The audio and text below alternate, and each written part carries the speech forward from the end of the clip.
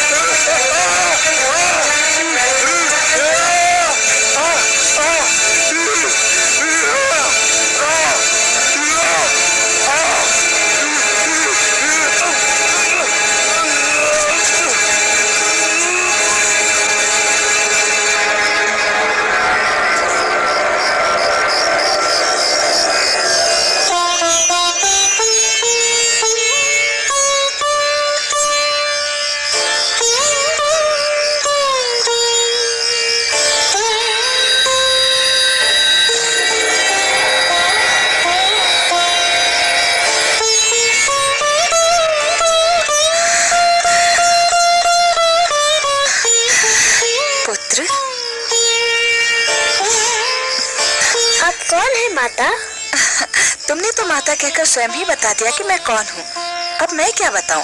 समझ लो तुम्हारी माता ही हूँ। इन लोगों को क्या हुआ? इनको इनके किए का दंड मिल गया। ये लुटेरे थे और तुम्हें मार डालना चाहते थे। परंतु ये बताओ, इतनी रात्रि को तुम अकेले कहाँ जा रहे थे?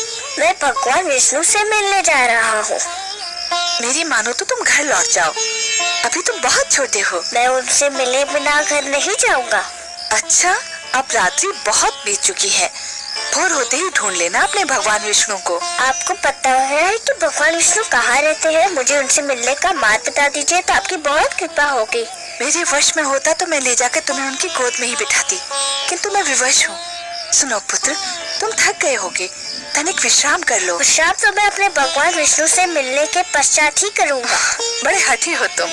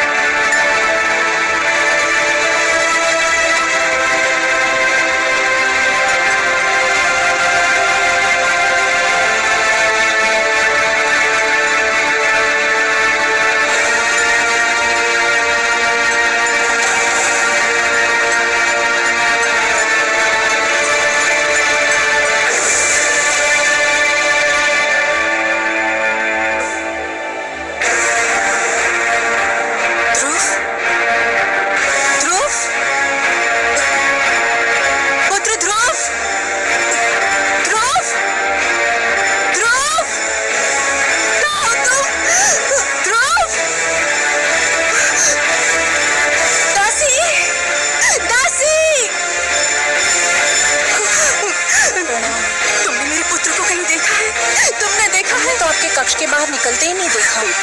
तो जाओ जाओ, जाके उसे लेकर आओ। मेरा हृदय व्याकुल हो जा रहा है। जाओ जाओ।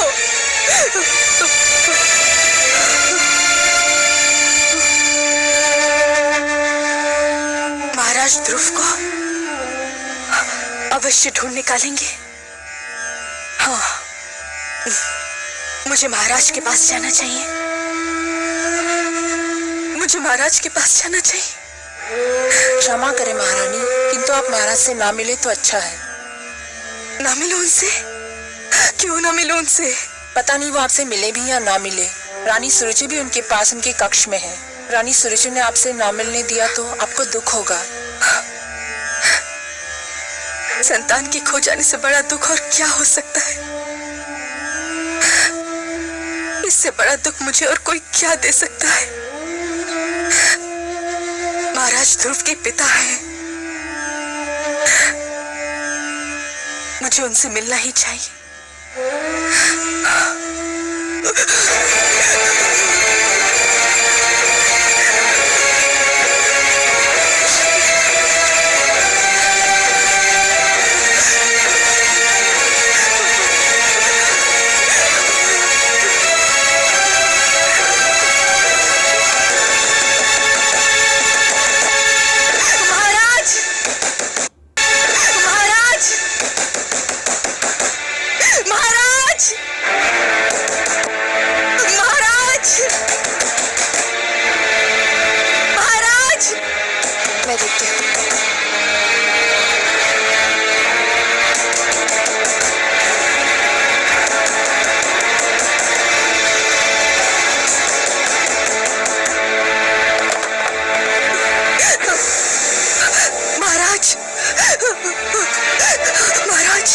महारानी सुनीति, क्या बात है? क्या हुआ? महाराज, हमारा पुत्र ध्रुव। क्या हुआ पुत्र ध्रुव को? बहुत बड़ा अनर्थ हो गया। न जाने कहाँ चला गया हमारा पुत्र। न जाने कहाँ चला गया ध्रुव। चला गया? कहाँ चला गया? कहाँ चला गया होगा? अरे यही कहीं राजभवन में खेल रहा होगा।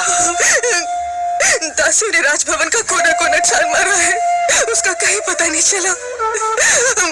महाराज, आप उसे ढूंढ निकालिए, नहीं तो मैं रो रो के अपने प्राण दे दूंगी। महारानी सुनीति, महाराज उसे कहाँ ढूंढेंगे? आपका पुत्र आपके पास था। महाराज को क्या पता कि वो कहाँ होगा? महाराज, मेरा सब कुछ छीन लीजिए, किंतु मेरे लाल मुझे लौटा दीजिए। उसी का तो सहारा था मुझे, उसी का मुख तो देख देख के जीती थी मैं। धीरज रखिए महारानी सुनीति। कैसे धीरज रखूं? कैसे धीरज रखूं?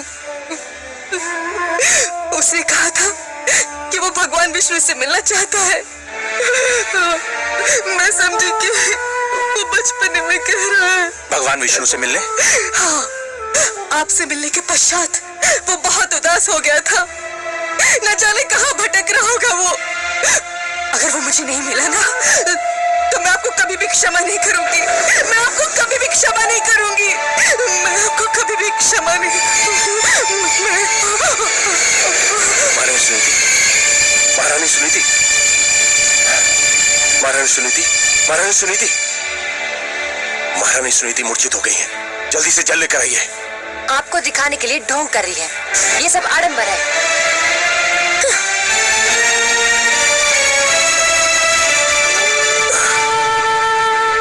महारानी सुनीति, महारानी सुनीति,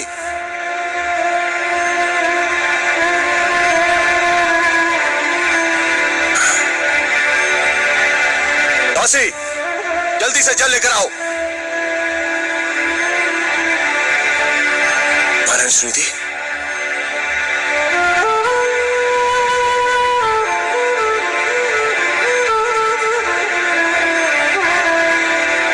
महारानी सुनीति, महारानी सुनीति,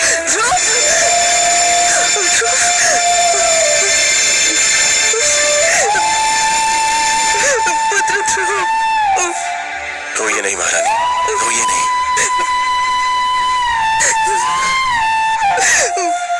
वो भगवान विष्णु से मिलने का हट कर रहा था। मुझे क्या पता था कि वो स्वयं ही चला जाएगा। घबराइए नहीं महारानी, वो चला भी गया है तो बहुत दूर तक नहीं गया होगा। आप अपने कक्ष में जाइए, मैं तुरंत ही अपने सैनिकों को ध्रुव को ढूंढने के लिए भेजता हूँ। सैनिकों को भेजोगे? स्वयं नहीं जाओगे अपने पुत्र को ढूंढने? पिताश्री आप, पर तुम कैसे जाओगे? जो स्वयं मोह की राहों में भटक रहा हो वो किसी को क्या ढूंढेगा?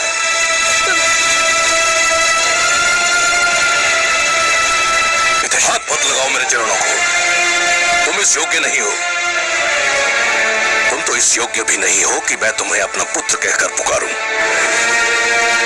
उस मनु का पुत्र जिसने आचरण के आदर्श बनाए, जिसने राजधर्म को जन्म दिया, उसकी संतान का ऐसा पतन? धिक्कार है तुम पर, जिसके नाम पर धरतीवासी स्वयं को मानव कहकर धन्य होते हैं। मैं तो राजकाज और परिवार का भार तुम्हारे हाथ सौंपकर संतुष्ट हुआ था, पर कदाचित ये मेरी भूल थी। तुम इसके योग्य नहीं थे। परंतु पिताश्री, मैंने राजकाज का कार्य संभालने में कोई भूल नहीं की। मेरी प्रजा मुझसे प्रसन्न है। तुम्हारी प्रजा तुमसे प्रसन्न है? और ये नारी, क्या ये तुम्हारी प्रजा नहीं? केवल इसलिए कि इसने तुम्हारी पत्नी बनना स्वीकार कर लिया। क्या ये न्याय के उन अधिकारों से वंचित हो गई जो प्रजा को प्राप्त होते हैं? क्या ये तुमसे प्रसन्न है? क्या अपराध किया था इसने जो इस गुणवंती के अधिकार छीनकर तुमने उस गुणहीन को दे दिए? क्या तुम्हारा पुत्र तुम्हारी प्रजा नहीं है, जिसका अपमान देखकर भी तुम चुप रहे? और केवल आज तुम्हारे कारण वो अनजानी राहों में भटक रहा है। मुझसे भूल हो गई पिताश्री।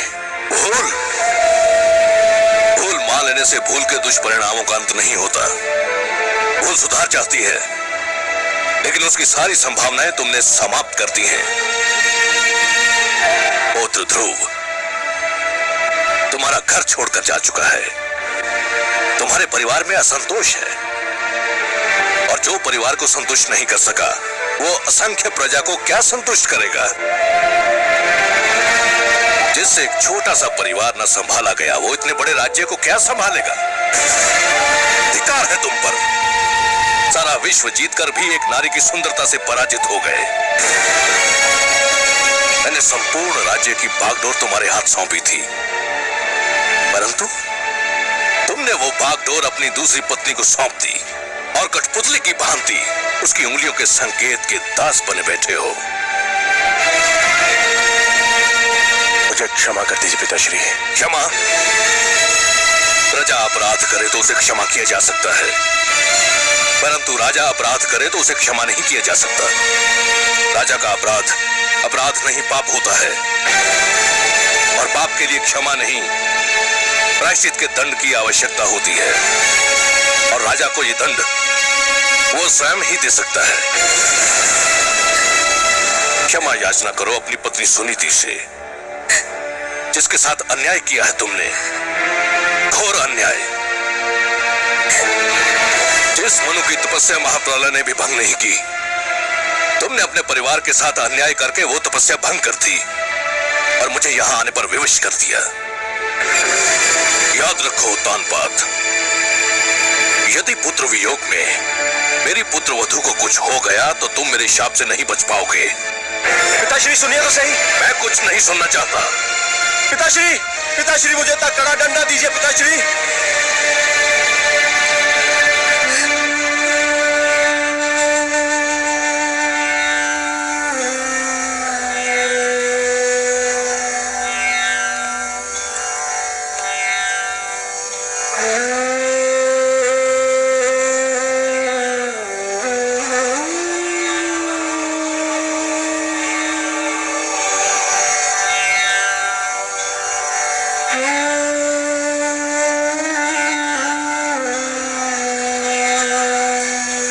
सत्य ही कहा पिताश्री, मैं ना तो अच्छा राजा बन सका, ना अच्छा पति, और ना ही अच्छा पिता। मुझे दंड मिलना ही चाहिए, और यह भी सत्य है कि राजा को दंड स्वयं राजा ही दे सकता है।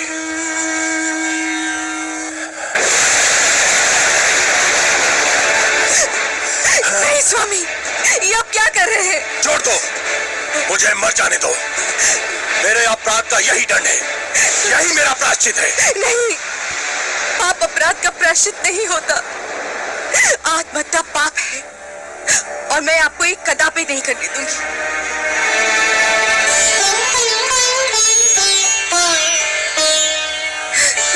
क्यों रोका मुझे? मुझे मर क्यों नहीं जाने दिया? क्यों रोका मुझे? मेरी आंखों से बहने वाले पुत्र वियोग के अश्रुओं को तो आप पोंछ ना सके। मेरी मांग का सिंदूर पोंछ देना चाहते थे, गोद सूनी हो गई, मांग भी सूनी कर देना चाहते थे। पुत्र के लौटने की तो मैं प्रतीक्षा कर सकती हूँ, आपको कुछ हो जाए तो मैं क्या करूंगी? तो फिर मैं क्या करूं? मुझ में तो इतनी शक्ति भी नहीं है कि तुमसे क्षमा याचना कर सकूं। ऐसा ना कहिए महाराज। जब ऐसा ही है तो ऐसा क्यों ना कहूं? दोष तो मेरा ही था, और दंड तुम भोग रही हो। पिताश्री ने आकर मेरी आंखें खोल दी, पर दुख तो इस बात का है कि आंखें तब खुली जब समय बीत चुका था। वर्षा तब हुई जब खेती सूख चुकी थी। अब भी समय है महाराज, पुत्र ध्रुव अभी दूर तक नहीं गया होगा। तो फिर ठीक है, मैं स्वयं जाऊंगा अपने पुत्र की खोज में। मैं स्वयं खोजूंगा अपने पुत्र ध्रुव को।